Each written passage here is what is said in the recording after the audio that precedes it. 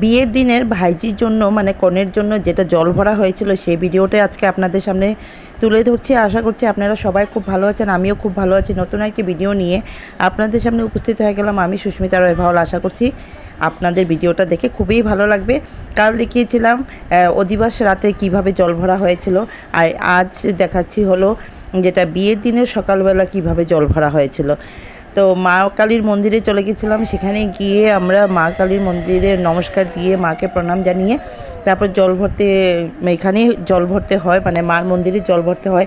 কেন কি সামনে কোনো পুকুর ছিল না, একটা পুকুর যাওয়া আছে, সেটা মানে মায়ের মন্দির থেকে অনেকটা দূর, আর সেখানে যাওয়ার মতন কারো সাধ্য ছিল না। ওদিন এত গরম ছিল, এত রৌদ্র ছিল, আপনারা দেখলেই হয়তো বুঝতে পারবেন। তাই আমরা মার মন্দিরেই যে কল থেকেই আমরা জল ভরতে হয়েছে। খুব ইচ্ছা ছিল সবাই ফুর্তি করে আনন্দ করে মানে জল ভরবে, কিন্তু গরমের জন্য কেউ রাজি হয়নি। বাইরে দেখুন এই যে প্রচণ্ড রৌদ্রু, মানে রৌদ্রুতে মুখ দেখা যাচ্ছে না। তারপর দেখেন এখানে মাকে পান তেল সিঁদুর দিয়ে বাতাসা দিয়ে মাকে আপ্যায়ন করে 1 টাকা দিয়ে তারপর কিন্তু মাকে আরতি করে আমরা জল ভরার জন্য রেডি হয়ে গেছিলাম। তারপর একটা বালতির মধ্যে মানে জল নিয়ে সেখানে যেটা নাকি আমাদের চাকু দিয়ে শত্রু দমন করা হয় সেটা করা হয়েছে। ওখানে গঙ্গাকে মানে পাখা দিয়ে হাওয়া দিয়ে ঠান্ডা করা হয়েছে। সেখানেই মানে খই চড়ানো হয়েছে। কি করব, উপায় যেহেতু নেই, সামনে পুকুর নেই, সেই জন্য পুকুরে গেলে খুবই ভালো লাগে। তো এখানে দেখেন এই যে চাকু দিয়ে শত্রু দমন করছে, মানে জল যেমন 2 ভাগ না হয়, তেমন যেন রিলেশনটাও যেন খুব ভালো থাকে, সেইগুলো মানে করার জন্য সেই নিয়মগুলো করে। তো এখান থেকে জল আবার ভরবে। আর এইদিকে দেখেন আমাদের কত অডিয়েন্স উপরে দাঁড়িয়ে আছে। আমার শান্ত বাবা উপরে দাঁড়িয়েছে, কেন কি মার মন্দিরের উপরটা এতটাই ঠান্ডা, সবাই উপরে গিয়ে দাঁড়িয়ে আছে, আর এখানটা প্রচণ্ড গরম। তারপর দেখেন এখানে 5 জন 7 জন আয়ও মিলে, এই যে 7 জন আয়ও ধরে রেখেছে, 7 জন আয়ও মিলে কিন্তু এখানে জলটা ভরে নিচ্ছে। কলসিটা পুরো ভর্তি হতে হবে, আবার 4টা ঘটও ভরবে। এই দেখেন কলসিটা ভর্তি হয়ে গেছে। তো মা ঠাকুমা যেহেতু সে নিয়েছে 8 ট্যাপের জলটা, বলছে এত গরম, মানে মানে কোমরে যেটা নিয়েছি সেটা মানে গরম লাগছে পুরো।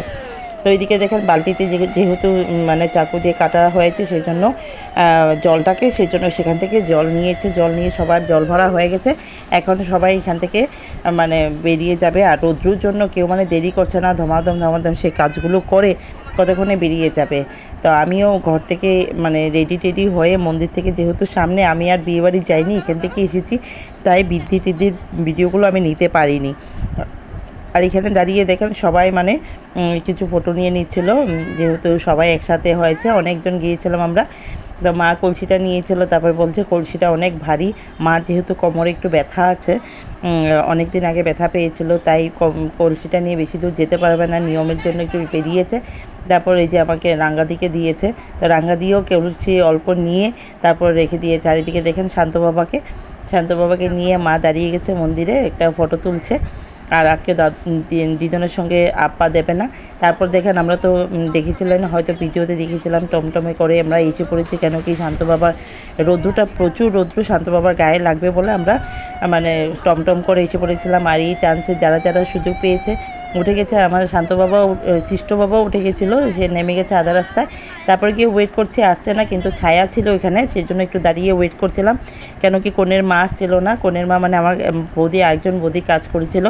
তারপর দেখেন জলটা রেখে এখানে আমরা কি করেছি, খেতে চলে গেছিলাম। ওখানে গিয়ে খাওয়া দাওয়া করে আমি আর জলের ওখানে মানে স্নান করাতে যাইনি।